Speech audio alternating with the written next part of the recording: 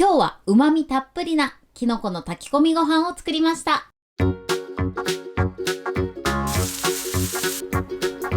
にちは、料理研究家のゆかりです。このチャンネルはいろんな料理のレシピ、そして役立つ情報をご紹介していくチャンネルです。ぜひチャンネル登録して楽しんでみてください。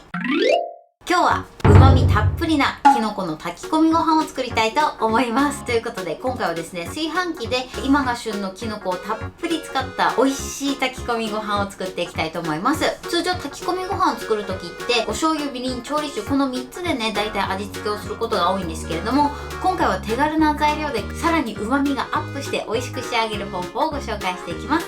ぜひ最後まで楽しんでみてください。それではどうぞ。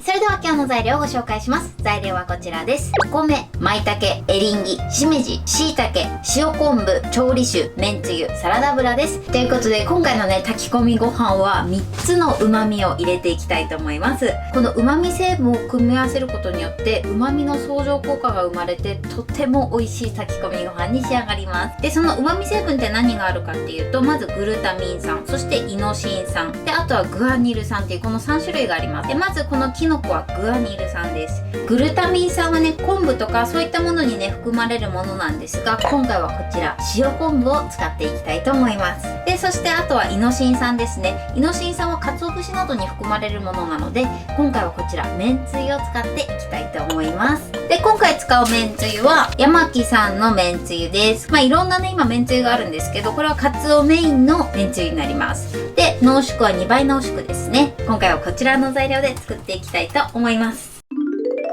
はい、それではね早速作っていきます。まずお米を洗っていただいて、このように水に30分浸します。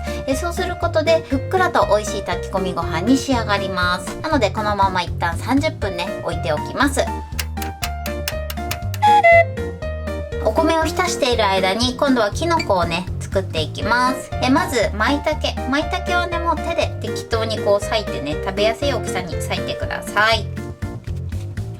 舞茸の準備はこれで OK です。はい、続いてエリンギです。でエリンギはまず半分にして5ミリ幅ぐらいに薄切りしていきます。でちょっと太いものはこのようにね半分に切ります。エリンギはこれで OK です。続いてしめじです。しめじはこのね軸の部分を取ります。はい。であとはねパラパラとばらつかせておきましょう。最後しいたけです。しいたけはまず軸の部分を取ります。であとはね 0.5mm から 0.7mm ぐらいのね幅に切っていきます。軸の部分もねもったいないので入れましょう。しいたけはこれで OK です。はい、こんな感じで4種類のキノコが揃いました。それでは続いてこのキノコにねちょっと焼き色をつけていきます。しっかりとね両面焼いていただくことで旨味が凝縮されて格別にキノコの旨味を感じることができます。はい、それではねフライパンで炒めていきます。まずサラダ油です。でここにねもうキノコをぶわっと全部入れちゃいます。もうフライパンいっぱいですね。炒め始める前にキノコ全体にね油を絡ませておきましょう。そうすることで火の通りもね早くなります。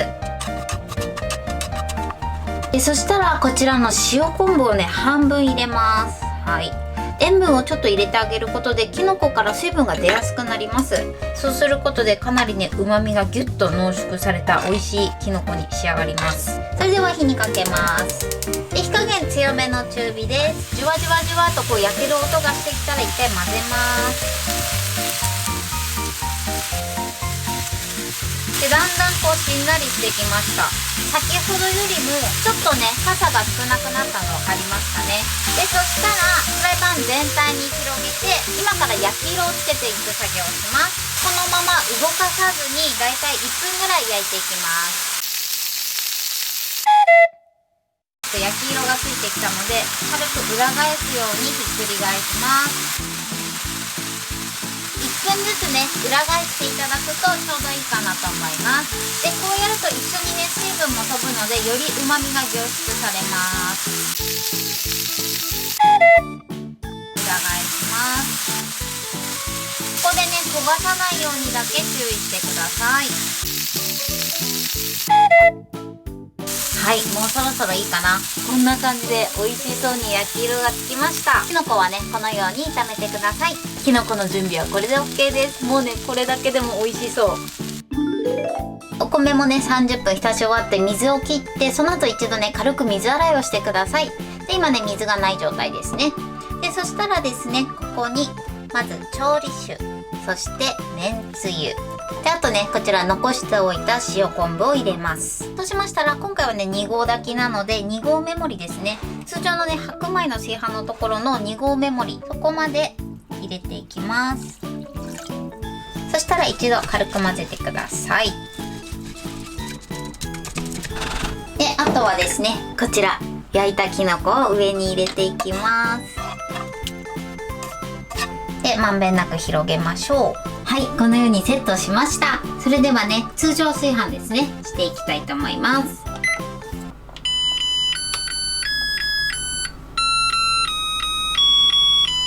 はい、それではあと1時間待ちたいと思います。はい、ご飯が炊き終わりました。それでは開けたいと思います。オープン。じゃじゃん。おー、はい、このように美味しそうに仕上がってます。きのこたっぷりですね。おー、ほかほかです。美味しそう。あ、見てください、このおこげ美味しそう。はい、これできのこの炊き込みご飯の完成です。こんな感じに仕上がりました。このようにきのこがたっぷりで、あとね、ここにおこげもできて、とても美味しそうに仕上がりました。もうきのこ尽くしですね。お米の硬さもね、ちょうどいい加減になってます。これで完成です。それでは早速いただきたいと思います。では、いただきます。美味しそう。いただきます。すっごく美味しいです。旨味たっぷりですね。きのこのね、食感もいろいろあるので、それも楽しんでいただけると思います。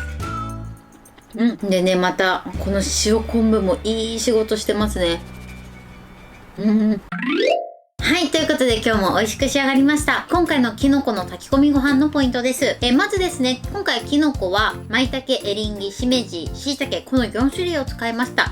で、量に関しましてはだいたい全部で合わせて 300g から 400g ぐらいがちょうどいいかなと思います。今回の炊き込みご飯はね、旨味成分が3つ入ってます。まずグアニル酸なんですけれども、これはきのこに入っている旨味成分です。そしてグルタミン酸は昆布などに入っている旨味成分で、今回はですね、手軽に買える塩昆布を使いました。そしてイノシン酸は鰹節とか鶏肉とか豚肉とかね、そういう動物系のものに入ってるんですけれども、今回私は鰹だしのめんつゆを使いました。全部ね、手軽に揃えられるもので今回は作ってます。このね、3つが揃うと旨味の相乗効果が生まれて、とても美味しい炊き込みご飯に仕上がります。で、さらにですね、きのこは一度フライパンで焼いて、焼き色をつけて、さらに水分を飛ばしていただくと旨味がギュッと濃縮されて、より美味しい炊き込みご飯に仕上がります。強めの中火で焼いていただいて、だいたい1分経ったら裏返して、1分経ったら裏返してっていうのを繰り返していただいて、元のきのこの量が半分から3分の1ぐらいになるぐらいまで焼いてみてください。きのこを焼くときに少しね、塩昆布を加えました。